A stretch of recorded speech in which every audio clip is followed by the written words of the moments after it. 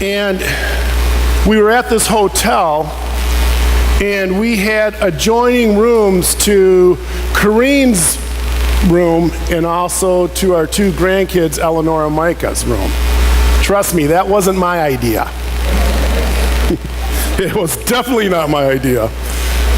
Oh, man. Anyways, this hotel room had a water park.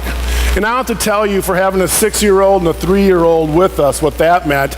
They were pretty excited. In fact, they were over the top excited about this water park. And while in the hotel room, I felt like I was watching Winnie the Pooh. And Micah was playing the role of Tigger. You know, bouncing off the walls, bouncing off the bed, just kind of running around, all excited about this water park, just constant commotion, constant chaos. And he stops and he goes, "Papa, I'm hungry." So I hand him a banana, and he reaches out to grab it, and I hold it. Why do you think I held it? Huh? Yeah, I wanted to get a please, right? A manner moment right here. And so as soon as he said please and thank you, I let go and said, "Good job, buddy." I gotta tell you that this lesson that we have today in our gospel, this is not a lesson that is about social graces. It's not. That's not at all what this lesson is about. A couple weeks ago, I was at the Lutheran Association of Large Church Conference down in Lake Geneva. And at this conference, there was a presenter, and he was talking about what would be 6 words. What would be 6 words that would describe your life, that would describe your faith and your relationship with God if you could only pick 6 words. And then he gave an example from, I think it was Ernest Hemingway. And the 6 words that he shared were for sale, baby shoes, never worn. For sale, baby shoes, never worn. Those 6 words tell us a lot, don't they? They tell us about a mom and dad who had a little one who didn't make it. And we can only imagine as they lived that experience as part of their life, how that maybe impacted their faith and their relationship with God. Maybe even to the point of wondering, how can a loving God allow such deep grief and despair and hurt and pain?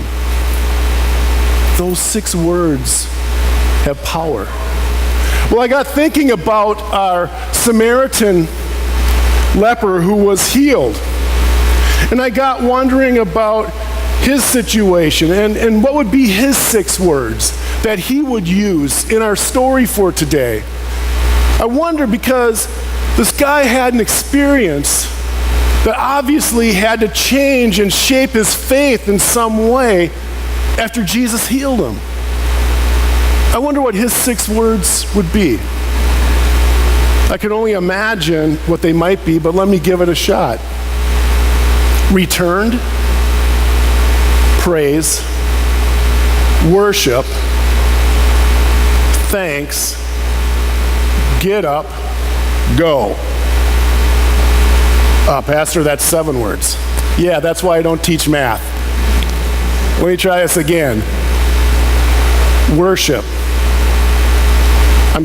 Return, praise, worship, thanks, stand, go. If you look at our story, those 6 words describe the ebb and flow of this guy's faith life. All the things that he did are within this. And the really weird thing about faith is that our faith changes. There's an ebb and flow to our faith. It's never on a constant high. It's never on a constant low. And the thing about our faith is that it changes so much depending upon our experiences, depending upon our situations, depending upon what's going on in our lives and how our lives are impacted. All these things create spots and space and different patterns and different paces for how our faith flows and how it defines us and how it describes us and what it means for us to be God's people and God's kids. Those 6 words. For this Samaritan that I'm imagining and sharing with you are huge because those 6 words describe that day, I think, the rhythm of faith for the Samaritan who was healed of leprosy. For the Samaritan who was healed of leprosy, we need to understand that he was considered unclean. He was considered an outsider. He was outside the community. And of course, Jesus, in typical fashion, as soon as people draw a line in the sand and start separating, guess where we're going to spot Jesus? On the other side of the line. And that happens again and again throughout the Gospels. That Jesus is on the other side of whatever barrier, on the other side of whatever line that we as people sometimes draw. And this guy was healed. And he returned to praise, to worship, to thank, to stand and to go like Jesus told him. What would be your 6 words? You might need a little time to think about that, but what would be 6 words that would describe your life? What would be the 6 words that would describe your relationship with God? Take some time this week. You may not be able to come up with it right now, but take some time. Maybe it's at the kitchen table sometime and you're eating a little breakfast and you get a sticky note and you start jotting down a few words of what it might be. Maybe it's when you're grabbing a coffee at the coffee shop. You take a napkin, you start jotting down what those 6 words for your life might be. What would be your 6 words? Mine? Well, my first one would be flawed. I'm not a perfect person. Isn't that hard to believe? I'm not a perfect parent. I'm not a perfect spouse. I'm not a perfect person. I'm not a perfect pastor. That is so true. I'm flawed. But I try to be faithful.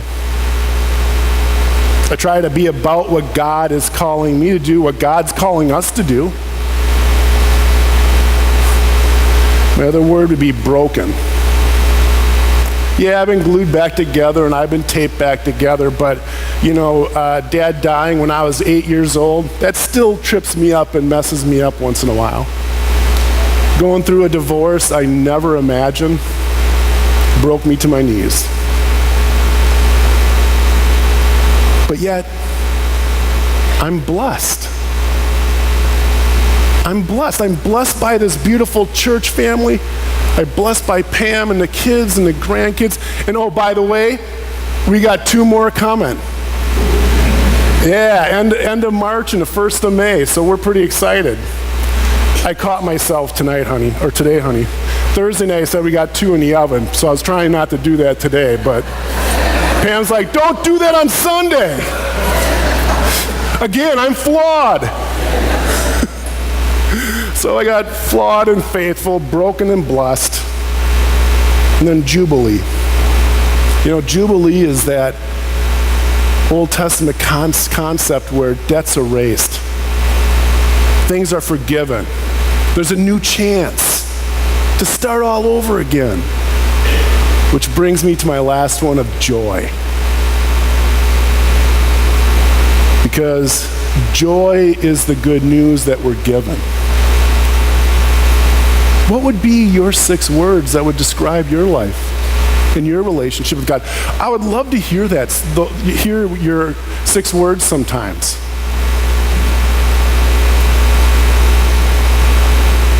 Today we come here and we return here like the Samaritan who was healed of leprosy. We return here to praise, to worship, to thanks, to stand, and to go. And as we do that here today, may we hear Jesus' 6 words to us.